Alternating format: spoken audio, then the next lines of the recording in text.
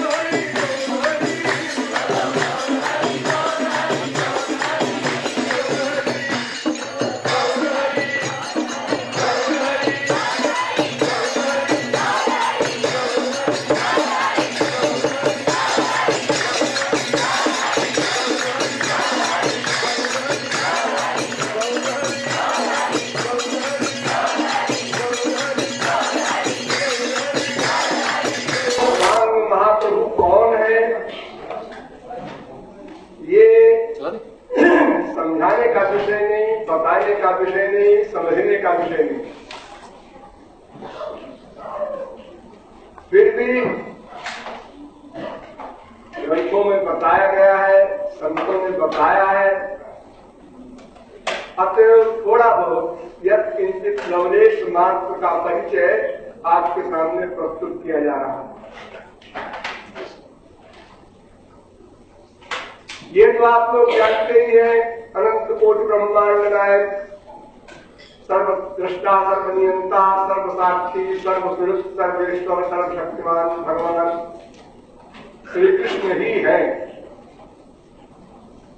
अनंत कोटि ब्रह्मा विष्णु शंकर आज सब उनके अंडर में है। वे ही आनंद सिंधु श्री कृष्ण करुणावश दया के कारण अवतीर्ण हुए। भगवान के प्रत्येक अवतार में कुछ पार्थक्य होता है, कुछ अलग बात होती है। राम अवतार में कुछ और बात थी, कृष्ण अवतार में कुछ और बात थी, बुद्धावतार में कुछ और बात थी, नृसिंहावतार में कुछ और बात थी। तो यह जो अवतार हुआ है 500 वर्ष पूर्व, इसमें सबसे विलक्षण बात थी। कृष्णावतार में या रामावतार में ऐसा नहीं हुआ था जैसा इस अवतार में हुआ। पहली बात यह थी कि भगवान के अवतार का जो कारण बताया जाता है बहुत पॉपुलर है, व्यापक है। परित्राणाय साधूनां विनाशाय दुष्कृतां धर्म संस्थापनार्थाय संभवामि युगे युगे। मैं साधुओं की रक्षा के लिए, दैत्यों के नाश के लिए, धर्म के संस्थापन के लिए बार बार अवतार लेता हूं। ये भगवान का गीता में उद्घोष। लेकिन इस अवतार की विशेषता ये है कि गौरांग महाप्रभु ने भूभार उतारने के लिए, जीव कल्याण के लिए यह प्रतिज्ञा की थी कि मैं शस्त्र नहीं उठाऊंगा,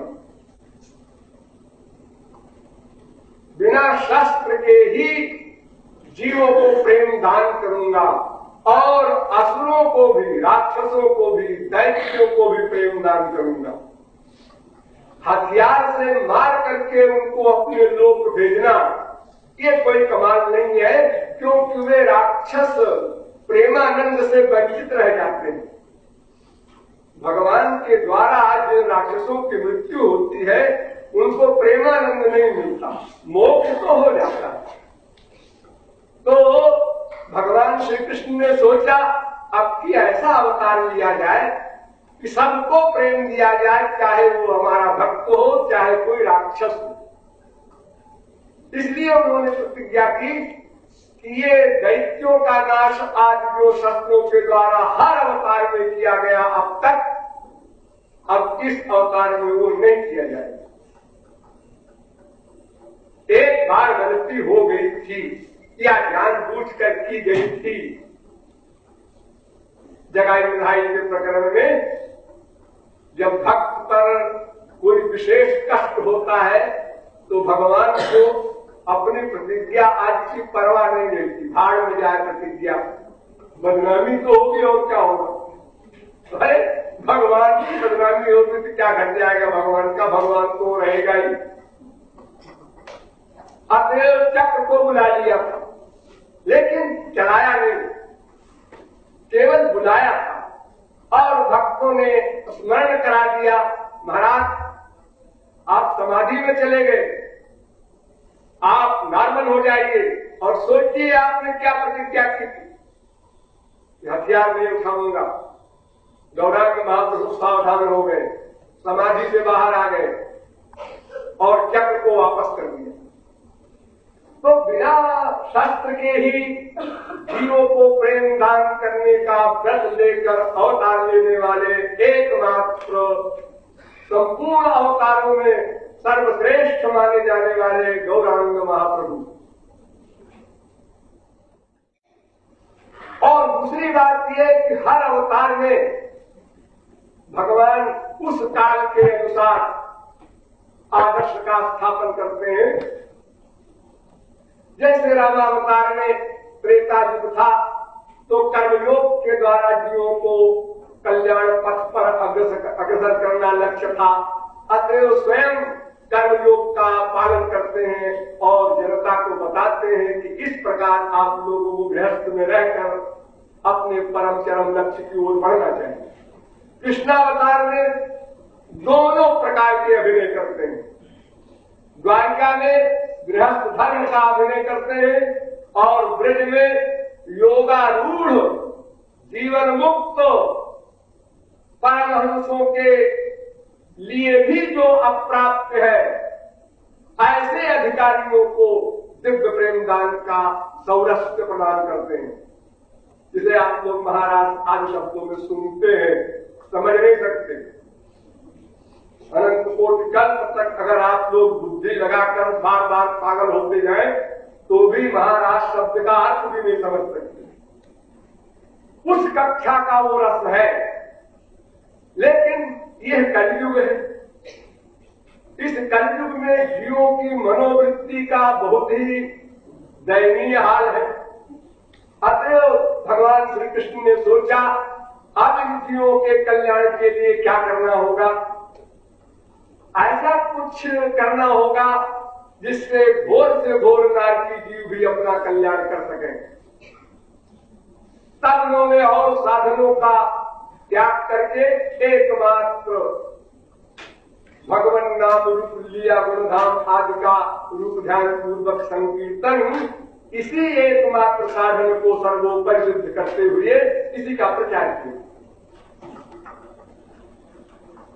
यद्यपि अभिनय में उन्होंने संन्यास लिया किंतु संन्यास धर्म का पालन नहीं किया। किसी भी धर्म का पालन बाहोश आदमी ही कर सकता है, बेहोश होने वाला नहीं कर सकता। जब प्रेम समाधि में कोई जाएगा अथवा किसी भी समाधि में जाए, संसारी माइक विषय की ही समाधि में कोई चला जाए तो भी उसकी बुद्धि नॉर्मल नहीं रहेगी और वो सही सही वर्ग अपने वर्णाश्रम धर्म का नहीं कर सकता।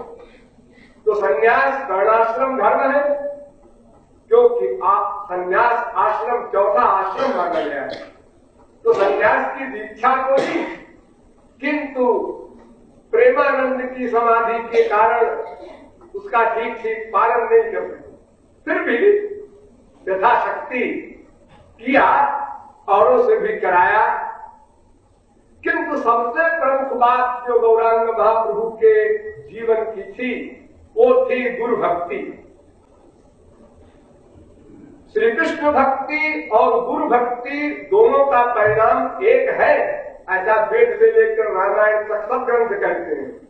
किंतु श्री कृष्ण की भक्ति कठिन इसलिए है, हमने श्री कृष्ण को देखा नहीं, सुनते हैं, किताबों में पढ़ते हैं। कैसे है श्री कृष्ण? ऐसे ऐसे ऐसे हैं। तो हमारा जो मन है अनादिकाल से सगुण साकार रूप का ही अभ्यस्त है, उपासना करने का, प्यार करने का। इसलिए श्री कृष्ण में अनुराग बड़ी कठिनता से हो पाता है। तो जो सिद्धांत वेद व्यास ने अपने पुराण में प्रस्तुत किया रागानुगा भक्ति वालों के लिए, केवला भक्ति वालों के लिए, विशुद्धा भक्ति वालों के लिए, गुरु भक्त्या समिलति गुरुदेव आत्मा, गुरु की भक्ति से ही सब कुछ मिल जाएगा। श्री कृष्ण की भक्ति तो आप साथ साथ करते रहें एक अवलंब के लिए, लेकिन जो कुछ मिलेगा वो गुरु भक्ति से ही मिलेगा। और इस सिद्धांत पर गौरांग महाप्रभु ने इतना अमल किया कि एक शिष्य ने गुरु की आज्ञा का थोड़ा सा उल्लंघन किया। गुरु ने आज्ञा दी थी कि तुम संन्यास धर्म में दीक्षित हो। सन्यासी आप लोग जानते होंगे, जो काशाय वस्त्र पहनते हैं, सिर मुड़ाए रहते हैं, दंड लिए रहते हैं, वो एक वेद का धर्म है पक्का, उसमें कायदे कानून है। तो सन्यासी को किसी स्त्री के सामने जाकर उससे भिक्षा नहीं मांगना चाहिए, ये नियम है। लेकिन गौरांग महाप्रभु के ही भोजन के लिए महाप्रभु जी के एक शिष्य ने सुंदर भावना से एक स्त्री से मातृ भावना से भिक्षा मांगा और चावल ले आए और वहां गौरांग महाप्रभु को पका कर खिलाया। गौरांग महाप्रभु ने कहा ये चावल कहां से आया? महाराज वहां माता जी है ना, वो घूम के आते हैं, क्यों गए वहां लेने के लिए? महाराज आपके लिए, मेरे लिए, किसी के लिए? मैंने कब कहा था कि मेरे लिए तुम संन्यास धर्म के जो नियम है उनका अतिक्रमण करो? तुमको भिक्षा मांगने के लिए और कोई नहीं मिला? जाओ, तुम्हारा आजन्म परित्याग आ जाओ। अभी 500 वर्ष हुए हैं, लेकिन अगर कोई महापुरुष आज गौरांग महाप्रभु के समान नियम का पालन करे तो अकेले में सोचिएगा क्या हाल हो हम लोगों का। भीतर से कोई अपराध नहीं था शिष्य का, लेकिन बाहर से आज्ञा का उल्लंघन क्यों किया? क्वेश्चन ये, आज्ञा का पालन 100% क्यों नहीं हुआ? फिर तुम भगवत प्राप्ति चाहते हो, अनंत कोटि कल्प तक तुम अगर आंसू बहा करके मूर्छित होते रहो तो भी गुरु आज्ञा के उल्लंघन रूपी महान नामापराध के कारण कुछ भी नहीं मिलेगा। ये हर शास्त्र, हर संत, हर ग्रंथ चिल्ला रहा। तो भगवत नाम गुरु लीला आदि का अवलंब प्लस सगुण साकार रूप से आचार्यम माम विजानी आद्य सिद्धांत है भागवत का कि गुरु को भगवान ही मानो। यश देवे पराभक्ति का जो वेद का सिद्धांत है कि जैसे भगवान की भक्ति हो वैसी ही गुरु की भक्ति हो, इसका ठीक ठीक पालन गौरांग महाप्रभु ने अपने संप्रदाय में कराया। दंड देकर लोगों को सावधान किया कि भविष्य में अब कोई ऐसी गलती न करे। आज तुम्हारी अच्छी भावना है, तुमने भिक्षा मांगा है मां समझ करके एक स्त्री से, कल हर सन्यासी यही करेगा और किसी का पतन हो जाएगा तो बदनाम तो मैं होऊंगा, गौरांग महाप्रभु सन्यासी थे और अपने शिष्य को दंड नहीं दिया। दंड तो अपराध का मिलता है जी हाँ, तो उसने अपराध तो नहीं किया, अपराध नहीं किया, लेकिन यही अपराध है कि गुरु आज्ञा का उल्लंघन, बस इससे बड़ा कोई अपराध नहीं। केवल आचार्यवान पुरुषो ही वेद, आचार्यवान रहना है हमेशा, बुद्धि को गुरु के आदेश में जोड़े रहना है प्रतिक्षण। एक क्षण को बुद्धि स्खलित हुई, अलग हुई, सब 0/100। तुम मत सोचो मैंने साधना इतनी की है, आंसू इतने बहाए हैं, ये सब गर्व नहीं काम देगा। भगवान के लिए असह्य है कि भगवान ने अपने ही हाथ से कानून बनाया है और स्वयं फंस गए। भक्तों के प्रति जो उनका वात्सल्य है, अस्त मैं आप लोगों का बहुत समय ले रहा हूं, तो आप लोग समझ गए होंगे कि श्री कृष्ण के अवतार, कोई कहता है राधा के अवतार, दोनों एक बात है। ऐसे चैतन्य महाप्रभु 500 वर्ष पहले आए थे,